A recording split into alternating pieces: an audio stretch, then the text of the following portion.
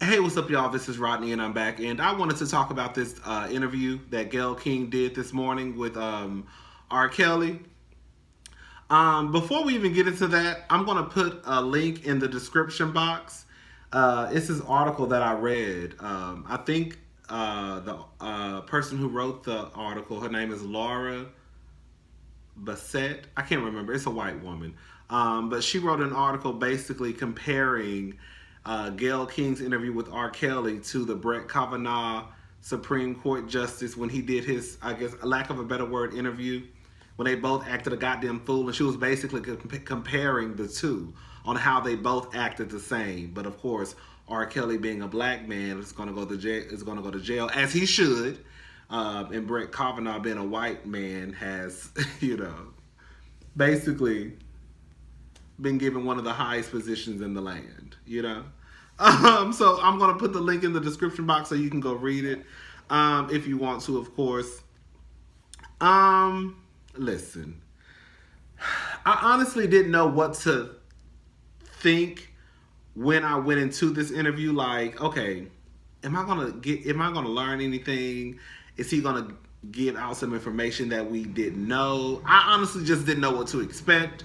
Once I got into the interview, and based on the clips that were already floating around, I was like, okay, this probably wasn't a good idea. And once I saw the full interview, I was like, okay, this was not a good idea. I refuse to believe that his publicist or his attorneys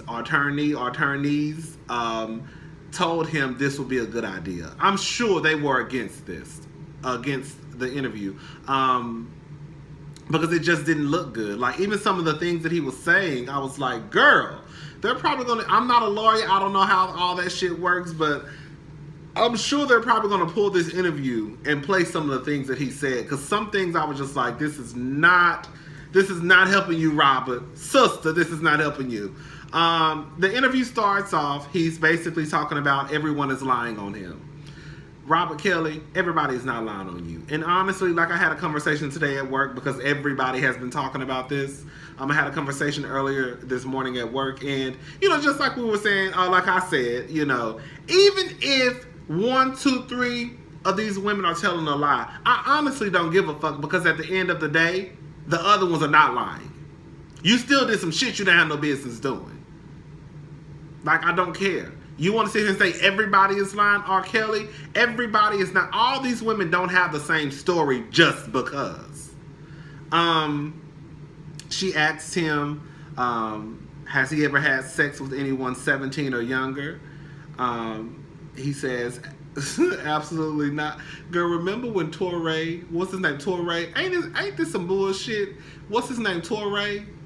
The guy who did the R. Kelly interview? Look at this shit. Do you like teenage girls? When you say teenage, how old are we talking? Girls who are teenagers. Rodney, do you sleep with teenagers? Hell no. I don't even sleep with niggas who wear small or extra small shirts. What the fuck? You see how easy that is to answer? No. R. Kelly, girl. Anyways, Torrey, Torrey, he was accused of sexual assault too. Girl, on some real shit. And this, I thought Torrey, whatever his name is, I thought he was one of the kids. Girl, I thought his hand was broke. I honestly did. So when I found out, I think he married and got 2 kids, I was like, well. They said he married. I said, what's his name? They said, what's her name? I said, no, what's his husband's name? They said, no, he married to a woman. Okay, we talking about a different person. No, we talking about the same person who did the R. Kelly interview. Yeah, the gay man. No, he's straight. No, we talking about 2 different people. Girl, I tried to make that man gay for the longest. I just knew he liked boys. Baby, he's straight. Anyways, they ain't got nothing to do with nothing. But, they say he was around here sexually harassing women at work. All these niggas ain't no good. You hear me? Anyways, so, he says that people are trying to bring up things in his way past. I said, ooh, Onika, not way past. But anyways, I understood what he meant. It was just a little funny. Then he started talking about somebody needing shoes from an uncle, and I started to get confused. So I'm on the bus this morning watching the interview with my headphones on, and I'm trying to...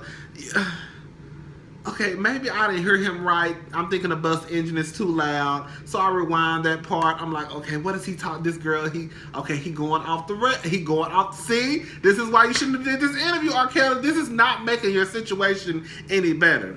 Then this is where it goes all the way left. He asked Gail, is that camera on? Gail is like, yes, girl, the camera is on. Like, what you think we doing here, nigga? Like, you do know this is an interview. Every camera you see in this room is on. Best to believe it, okay? Girl, he gets to hollering and screaming. At that point, I done told y'all I don't do good with people standing up over me. I'm not professional fish like that. I probably never will be. I pray to God that if I'm ever in a position like Gail King, that the older that I get, that I can have that same composure, that same, okay, girl, I'm not worried about her. She not going to do nothing to me. She just venting right now. But I already know at this point in my life, this is it. Cut. Because this nigga got me fucked up. Maxine, Keisha. Because those are my producers, Maxine and Keisha. Maxine, Keisha, I didn't sign up for this shit. I'm about to go. Because no, what he not going to be doing is standing up over me waving his hand. No, I don't care what you got to say, Robert. You should have set your ass down in that seat. You don't have to stand up to make your point. I said this is a sit down. No, nigga, let me tell you something. I'm a grown-ass woman. I don't need this. My man has 2 jobs, okay? I can go... What I'm about to do is go meet my homegirls and have a cocktail. Sweetie, I don't need this interview. You need this interview. Girl, you're about to go to prison for stealing pussy. Not me. Okay, but what I'm saying is you didn't have no business standing up over me waving your hands like that. That's what I'm saying. All that ain't called for. No. He needs to learn how to stay in his seat. Okay.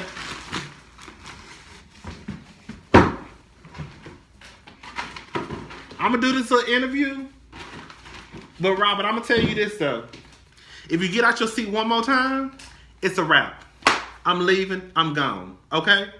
It ain't nothing else we're going to talk about. So how you want to do this? Are you going to stay in your seat? All right, then we good. Welcome back. I'm Gail. Bitch, I'll bring that bitch acting up. Do you hear me? Don't stand up over me like that, girl. Don't stand up over me like that. You a big ass man, okay? And even if I was I'm a petite woman. Don't stand up over me like that. Well, are you crazy?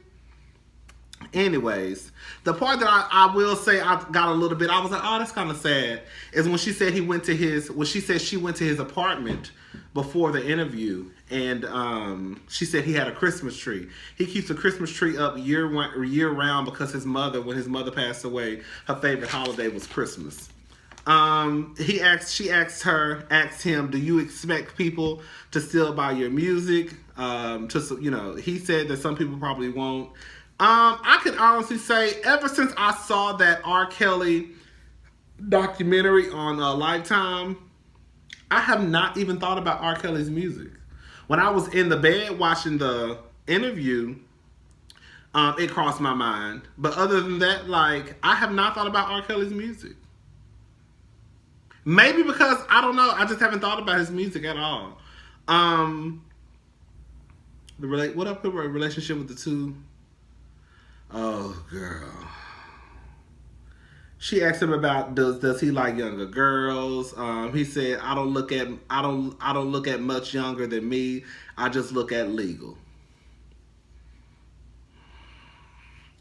Then he said, what kind of father, what kind of mother will sell their daughter to a man? I said, girl.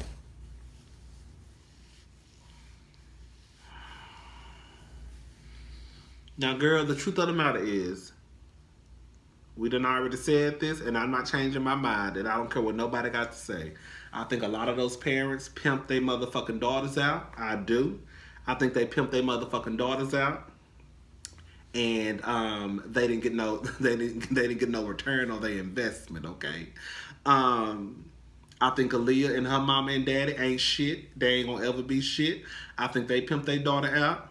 I think those, especially the one who brought their daughter to the R. Kelly concert and let her go on stage, and they figured, oh, because he was proven innocent, that didn't mean nothing. But this is a part, and I know I'm getting off subject right now because this wasn't in the interview, but I'm just saying that at the end of the day, even you said that you thought that he was innocent, but you didn't want your daughter to be around him by herself. So if you really thought he was innocent, then why does it matter if your daughter was around him by herself or not? Because you knew in the back of your head that nigga was a fuck nigga. You knew that. But you didn't care. Because all you was worried about was your daughter buying you a house and buying you some cars. And you was going to use your daughter to get a record deal to live this lifestyle that you probably always wanted, that you couldn't get on your own. And that's true too.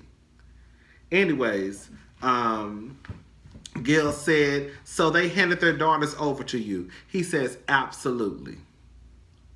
Do I kind of low-key believe that? A little bit. I do. They handed their daughters over to a monster.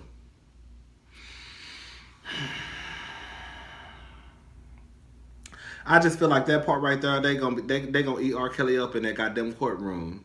R. Kelly, what kind of father, what kind of mother would sell their daughter to a man? What kind of man will buy? Girl. So they handed their daughters over to you. Absolutely. I mean, at the end of the day, R. Kelly, like, girl, you a mess. You're probably going to jail this time. I'm almost sure of it.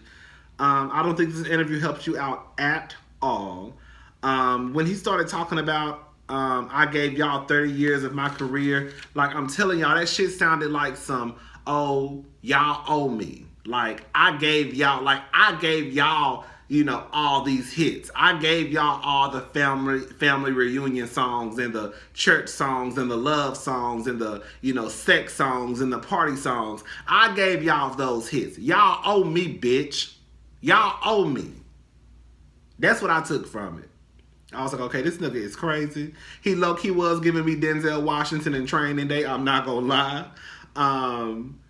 It's almost sad because I honestly really do believe that he doesn't think that he's done anything wrong. And I think that he thinks that he hasn't done anything wrong because of the people that helped him get away with this shit for so long. Does that make sense? But honestly, on some real shit, I think the people that helped him, that were booking plane tickets and booking rooms and sending these girls, they should be in jail right along with R. Kelly. On some real shit. You know, everybody, I keep saying this, just because you got a vagina, just because you got a penis, don't mean that you should be able to have kids. Because everybody not ready to be mamas and daddies. Everybody should not be mamas and daddies. Being somebody's mother, being somebody's daddy, that is like, you know what, never mind. I'm about to go into a whole other conversation. That's all I got to say. Part 2 is going to air, I think, on Friday. They said, I honestly don't understand why they breaking this shit up into 2 parts. Because the truth of the matter is, if you take away the fact that they sat at the table, Gail and her co-workers, and talked about the interview for about 5 or 6 minutes, hell, the interview probably would have been, what, 15 minutes tops, probably? 20 minutes? Y'all could have showed this shit in one day. I could understand if it was like the R. Kelly documentary on Lifetime where it was 6 hours long. Yeah, you might need to show that shit over a few days. But this, y'all could have showed this shit in one day, but I get it. Y'all trying to get y'all money for ratings and, you know, advertisement, whatever. So that's all I got to say. Bye, y'all.